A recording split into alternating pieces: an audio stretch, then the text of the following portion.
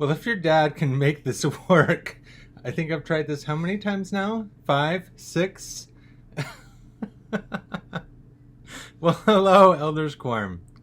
It's good to see you, I guess. Even though I can't see you, I hope you're watching this.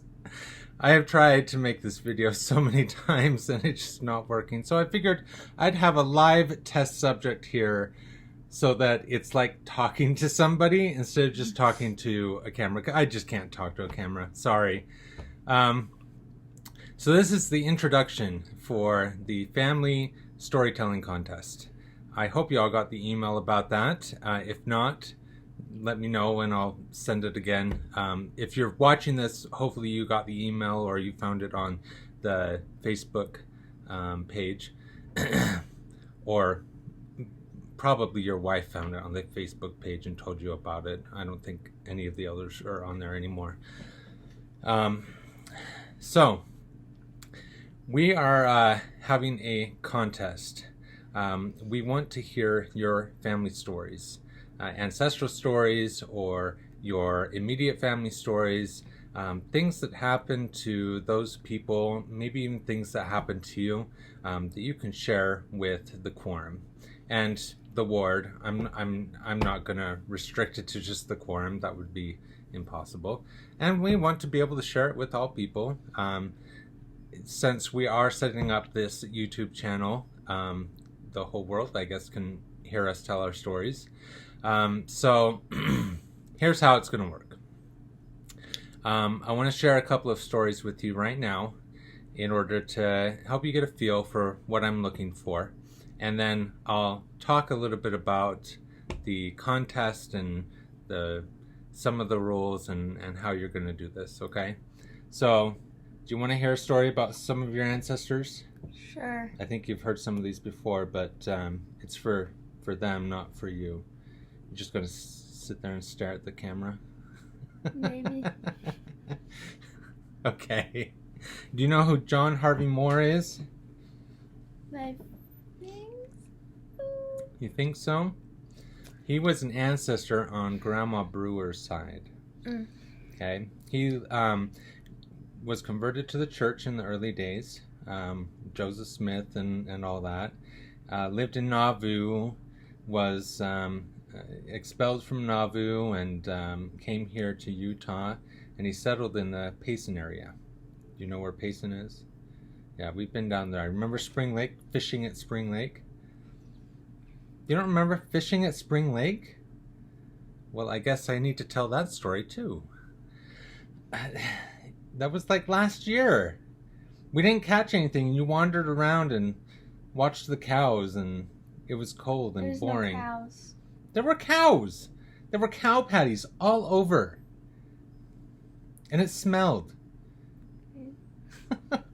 You were there. I know you were there. Okay. Anyway, so that's where John Harvey Moore lived. Is down in that area. Okay. He had a hotel. And one of the things that he just couldn't give up, even as a member of the church, even as his bishop would encourage him and his wife would encourage him and his neighbors would encourage him, he just couldn't give up his cup of coffee every morning. Now, I hate coffee. It's disgusting, but I guess some people like it, you know, if you grow up with it. Well, it became such a tradition for him that his wife even had a cup with him every morning. And she'd make it, and they had a special coffee pot and a bag of coffee just for it, right? Well, one morning she came into the kitchen and she couldn't find the coffee pot or the bag of coffee. It was gone. She couldn't find it in any of the cupboards. She couldn't find it in the oven. She couldn't find it on the stove.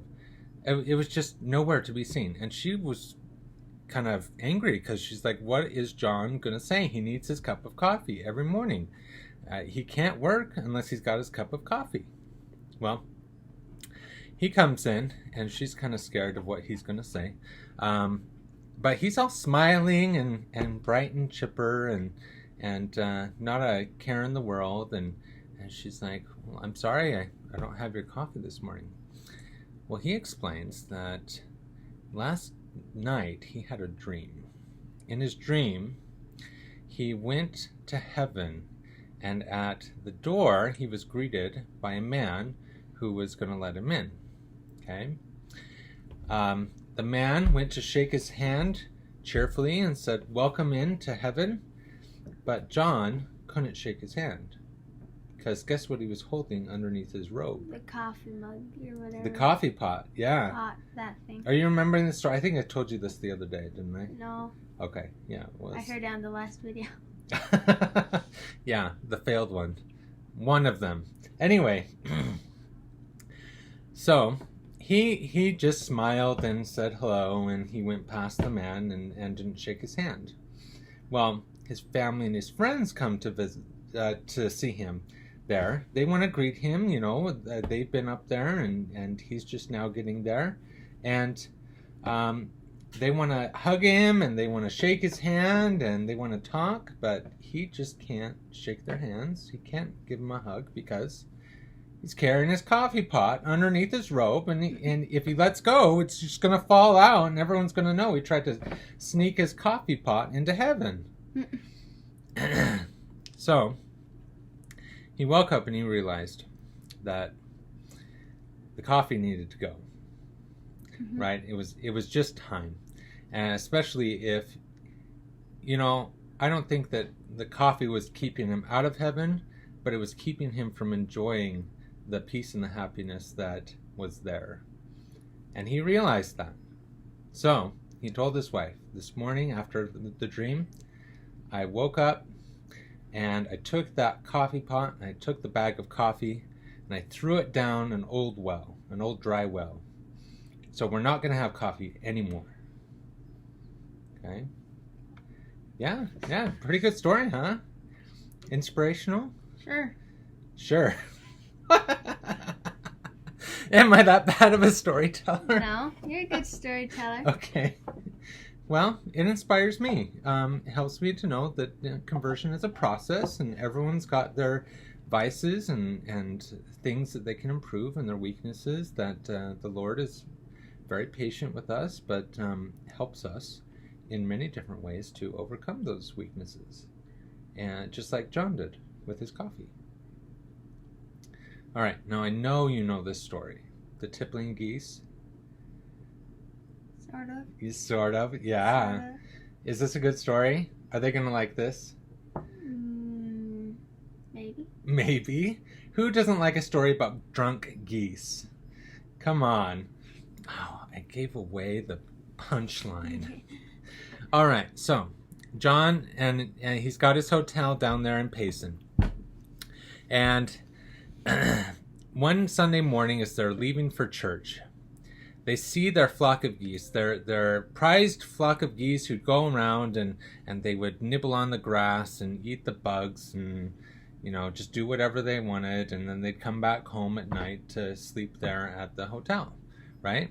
So they're coming out of their hotel Sunday morning, and all their geese are laying there in the yard dead, lifeless. They're not moving, okay? And they don't know what happened. It was lightning strike, or, you know, maybe they got poisoned, or maybe somebody killed them. They don't know, okay? Right. So they've got to get to church, but they also don't want to just leave them there to rot. So they pluck off all the feathers from the geese, and then they leave the carcasses next to the door to be handled later, and they go off to church. Well, as they're coming home from church, one of their neighbors sees them and says, "John, what in the world is wrong with your geese?"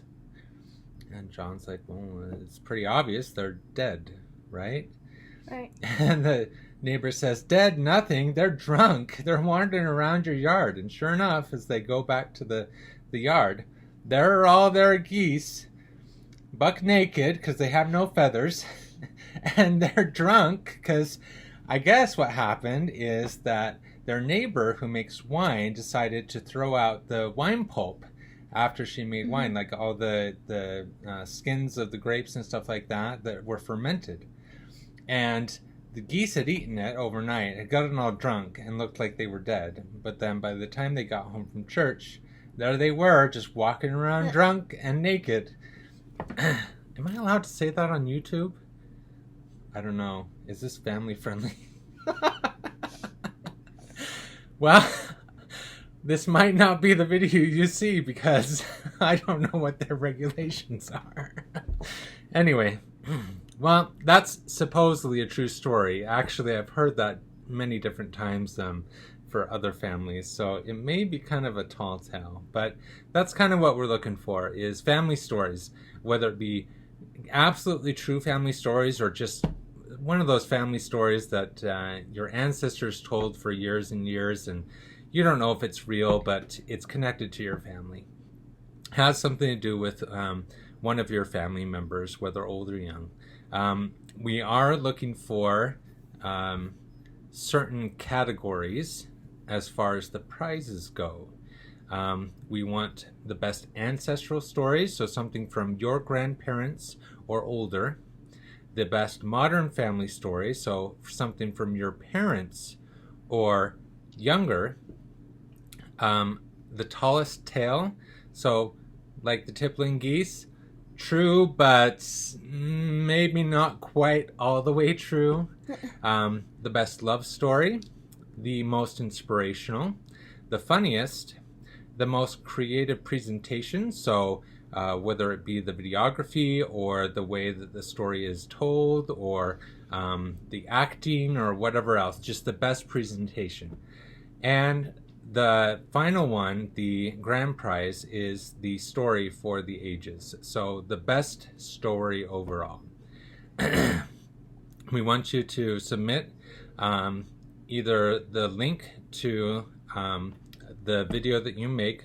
You can put it on YouTube, or you can submit the file to me and I'll upload it here to this channel. Either way, it'll be linked here for the ward to see, and the Elders Quorum is going to Elders Quorum presidency actually is going to judge for the prizes. There will be gift certificates that will be given out for those who win in those categories.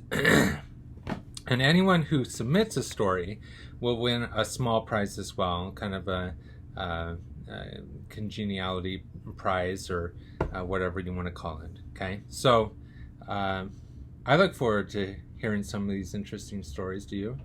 Mm-hmm. Yeah, and we'll watch them as a family, maybe for family night, and see what other people are posting for their family stories. You know, get creative. You can just sit in front of the camera and tell a story. You can tell it to somebody. You can act it out. You can make an animated video. You can make finger puppets or whatever way you want to get creative with it or boring with it or whatever. It's just we want to hear the stories about your family. And you know, try not to make it too long as well. We don't want to have like an hour-long story telling for one person. So, yeah, I'll follow up this video with some other stories about my ancestors to give you more inspiration. You can check familysearch.org for memories of that may contain stories of your ancestors, or you can interview your grandparents or your parents or if you're older, your children or your grandchildren, and get stories from them about just interesting, fun, or inspirational things that happen to them. And yeah, I look forward to it.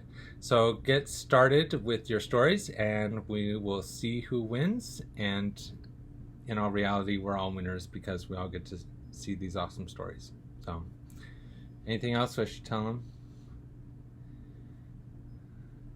I don't know how to end these things. So Bye. Bye.